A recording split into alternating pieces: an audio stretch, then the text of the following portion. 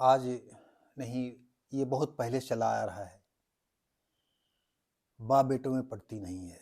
कभी बाप गलत होता है, कभी बेटा गलत होता है। और हम आपको जो है एक अमरोहा की कहानी बताने जा रहे हैं। घटना जो कहानी बन गई। साथियों, सोनारी का एक काम करते थे योगेश चंद्र अग्रवाल, और उन्होंने काफ़ी संपत्ति बनाई थी। मेरठ में भी काफ़ी मकान था। और हुआ ये कि उनके पास काफ़ी कृषि जमीन योग्य ज़मीन थी। कृषि कार्य के लिए भी उन्होंने खरीदा था। लेकिन आप जानते हो, जो सोनारी का काम करता है वो जिसकी दुकान चल जाती है तो फिर तुरंत ही वो उसको करोड़पति होने में देर नहीं होती है। हुआ ये कि एक मकान में इनका ईशांक बेटा रहता था, उसमें बहू रहती थी, और उसकी कीमत करीब 1.5 करोड़ की थी। और वो मकान बेच करके दिल्ली में शिफ्ट होना चाहते थे। लेकिन नाम योगेश के नाम, वो मकान उसका योगेश के नाम था। इस नाते दोनों बाप बेटों में जो है अनबन बनी रहती थी। और योगेश चंद ने एक लड़की को गोद लिया था, सृष्टि नाम था उसका। ईशांक को ये भाषित होता था कि कहीं ऐसा तो नहीं है कि जो है ये सारी संपत्ति उसी के नाम कर दे। तो जिस मकान में ईशांक रहते थे वो ईशांक के माँ के नाम आधा मकान, और आधा मकान जो है ईशांक के नाम था। यानी दोनों कोई बटा नहीं था, लेकिन दोनों में इन्होंने जो है योगेश ने अपनी पत्नी और अपने बेटे के नाम, दोनों के नाम डलवा दिए थे।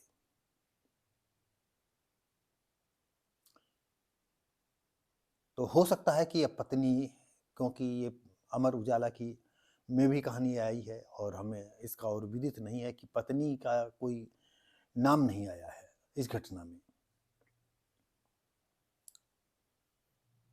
तो आपको बताते चले कि जो है इन्होंने जो है एक गुलाम अली में जो है उन्होंने कटरी, गुलाम अली एक इलाका है, वहां पर जो है 500 गज का एक प्लाट खरीदा था। और आधा प्लाट ईशांक और आधा प्लाट जो है अपनी पत्नी छाया के नाम कर किया था। और जिस मकान में ईशांक रहते थे, ये तो प्लाट था, वो 1.5 करोड़ करीब था। और उस मकान में भी जो है अपनी पत्नी का आधा नाम था, मतलब ये छाया का था और ईशांक का नाम था। और जिस मकान में ईशांक रहता था उसको बता दिया कि 1.5 करोड़ का था। और हुआ ये कि जिस मकान में योगेश रहते थे उसमें एक मुस्लिम औरत को उन्होंने रख लिया था। और सबसे शायद मूल लड़ाई की जड़ ये मुस्लिम औरत थी, उसके साथ वो विवाह करना चाहते थे। तो हमने आपको बताया नहीं कि इसके पहले जो है उनकी पत्नी का कोई जिक्र नहीं हुआ है। तो हो सकता है कि उनकी पत्नी ना हो, या पत्नी अपनी वहां है, या अपना दूसरा विवाह करते हो। तमाम ऐसे लोग हैं। और जब किसी का किसी से इश्क हो जाता है तो कानून इधर का उधर कुछ उसकी समझ में नहीं आता है। कानून के जब कोड़े पड़ते हैं तो उसकी समझ में आता है काश ये हम न किए होते। और बेटी ईशांक, जो बेटी थी सृष्टि, वो भी रहती थी। और ये भी लोगों का कहना था कि योगेश के घर जो है अक्सर औरतों का आना जाना बना रहता था। तो इस अंदाज से ये लग सकता है कि हो सकता है कि योगेश अपना दिल बहलाने के लिए उन औरतों को बुलाते हों, उनको पैसा देते हों। तो जब दिल बहलाने के लिए तमाम अगर औरतें थीं, तो ये जो है, जो मुस्लिम महिला थी, इसके साथ विवाह करने की क्या थी? भाई उसका घर परिवार कहाँ था? वो घर में अकेले रह रही थी और उसके साथ विवाह भी करना चाहते थे। तो हो सकता है कि जो ईशांक है, इन्होंने सोचा कि ये ज़मीन मकान बेचने नहीं दे रहे हैं और हमें दिल्ली में शिफ्ट होना है। ऐसे सिचुएशन में इनको रास्ते से हटाना चाहिए। तो उनका जो कारखाना था या उनके यहाँ काम करने वाला एक लड़का था, वो बरेली का रहने वाला था। वो बरेली निवासी अनिल गंगवार। तो ईशांक ने उसको पैसे का लालच दिया होगा, क्योंकि आज आप जानते हो ये सदियों से अर्थयुग चला आया है और गरीब आदमी इस बात को नहीं समझता है, और समझता है तो गांजा भांग अफीम धतूरा में मस्त रहता है। और जो समझदार हैं, पैसे की कीमत समझ करके आगे बढ़ते रहते हैं, 2 कदम आगे बढ़ते रहते हैं, फिर 4 कदम बढ़ते हैं और अपने समाज गरीबों के बीच में से वो उठ करके ऊपर उठ जाते हैं। तो बरेली का रहने वाला और मेरठ अमरोहा में रहता था। ईशांक ने उसको लालच दिया होगा कि ऐसा एक काम करना है, ऐसा ऐसा काम है। पहले काम बताया होगा थोड़ा कि ऐसा काम है, फिर बाद में बताया होगा कि नहीं, हम अपने पिता को साफ करना चाहते हैं और हम तुमको इतने लाख रुपए देंगे, इतने करोड़ देंगे, जो भी उनका मांग। क्यों, धन संपत्ति के मामले में तो किसी का कम थे नहीं वो।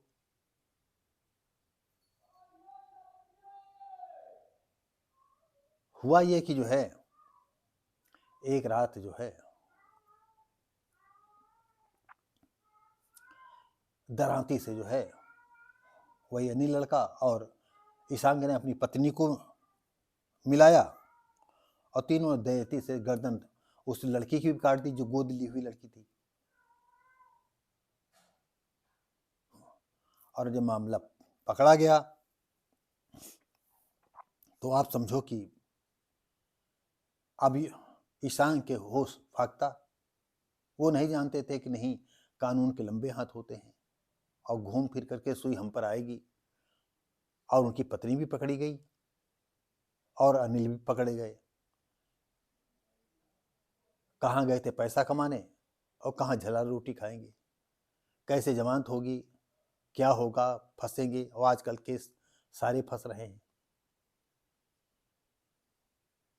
क्योंकि आज कोर्ट भी सख्त है। तो ये मामला, अब अगर ये मान लें कि उनके पिता दिल फेंक नहीं थे, हो सकता है दया की दृष्टि से कोई ये औरतें आती हों। दोनों पहलू हैं, क्योंकि आज उनके पिता योगेश जीवित नहीं हैं और फिर लड़की को, जो सृष्टि को गोद लिया था, तो इससे लगता है कि कहीं ना कहीं उनमें दया भावना होगी। या हो सकता है वो मुस्लिम ऐसी औरत हो, निराश्रित हो, उसको घर में जगह दे दी हो, घर का काम करती हो। सृष्टि उनकी जो गोद ली लड़की थी, उसके साथ जो है हाथ बटाती हो। और आज आप तो जानते हैं कि अगर बाप बेटा भी जा रहे हैं, बाप थोड़ा ठीक ठाक है, तो आम आदमी यही कहेगा बुढ़ा ले आया है कोई लड़की। भाई बहन जा रहे हैं तो कहें मैं अच्छा पटा लिया है। तो ये तो समय जो है, हम दूसरे को कहते हैं, दूसरा हमको कहता है, यही दस्तूर चलता आ रहा है। और आज तो और ज़्यादा हो गया है। हो सकता है शक शुबा पर, या हो सकता है कि मकान न बेचने देने के चक्कर में ही मार दिया हो और ये ब्लेम लगाया हो कि नहीं। हो सकता है औरतें आती हों, मदद के लिए आती हों कि हमारा सोना चांदी है, हमारा ये जेवर है, हमारा वो जेवर है। तो ये बात जो है, हो सकता है पुलिस इस तह तक जाए या न जाए। अब मर्डर हो गया, उस पकड़ा गया, तो पुलिस को इसमें क्या पड़ी है कि क्या, अब तो योगेश है नहीं, वो तो उनका मर्डर हो गया। गोद ली हुई लड़की वो भी साफ हो गई। अब तो अनिल का, ईशान का रास्ता ही साफ हो गया, ईशान का अग्रवाल का। तो साथियों जो है, बाप बेटा कब कौन कहाँ बदल जाए, इसका कोई भरोसा नहीं है। आज बाप की कमाई पर जो है, कैसे जो है एक एक पैसा जोड़ करके वहां तक पहुंचा होगा। और ईशान की ऐसी क्षमता थी नहीं कि वो खुद बलबूते पर कुछ करें और अपने को स्टैंड करें। और बाप का मर्डर कर दिया, बाप भी गया, गोद वाली बहन भी गई और आप जला रोटी खाओगे पति पत्नी के सहित। बच्चों का जिक्र आया नहीं, तो पति पत्नी अब जला रोटी खाओगे, और शायद ही इसमें कोई बच पाए तो बच पाए, नहीं कोई नहीं बच पाएगा। तो साथियों, समय बहुत ही नाजुक है। आपके घर में अगर आप बुजुर्ग हैं तो बहुत सोच समझ करके रखिए, या तो आप इतने स्ट्रिक्ट हो कि उस जमीन जायदाद को पहले ही बेच लें, अगर लड़का आपका काम नहीं कर रहा है, और नहीं बाद में भी लड़का लेगा तो पहले ही दे दो। आपको तो जब बुजुर्गी में जब उठ नहीं पाएंगे, बैठ नहीं पाएंगे, टट्टी फिरने नहीं जा पाएंगे, पेशाब करने नहीं जा पाएंगे, नहा नहीं पाएंगे, तो उन्हीं का एक सहारा है, और नहीं उसी पर पड़े रहोगे। हम ऐसे लोगों को देखा है कि आपको क्या बताएं। हमारे दर्शक जो बुजुर्ग हैं वो मैं उनसे कहता हूं कि एक ऐसे बुजुर्ग की कहानी कि हम आपको बता नहीं सकते, कितने अच्छे स्वभाव के थे। और उनका लड़का जो है कम से कम 1 घंटा जो है गणेश जी की पूजा किया करता था।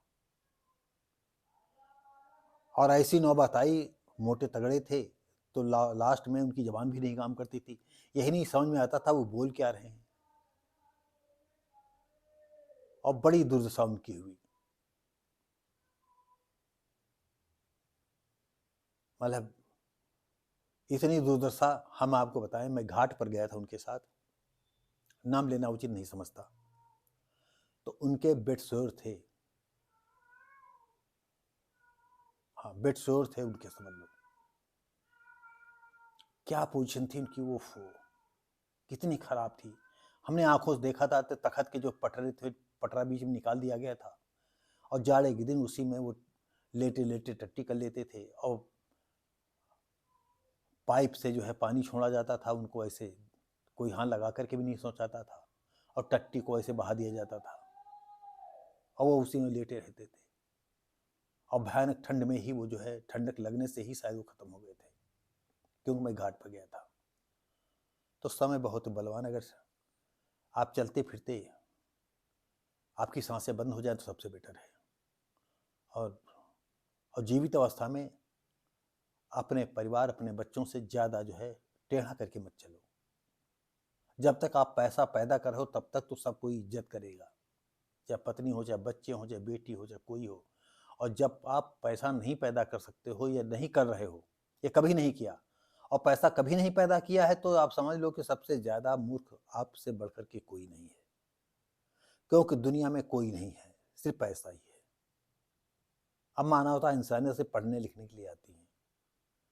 तो साथियों, ये बड़े दुख के साथ इस घटना को हमको बताना पड़ा, लिखना पड़ा, या समझ इस वीडियो में डालना पड़ा कि देखिए बाप जो है कैसे गला रेत देता है।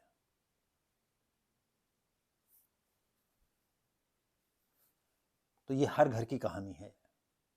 तो साथियों, अगर हमारे विचार अच्छे लगें तो लाइक शेयर कमेंट करें और सब्सक्राइब करें। धन्यवाद।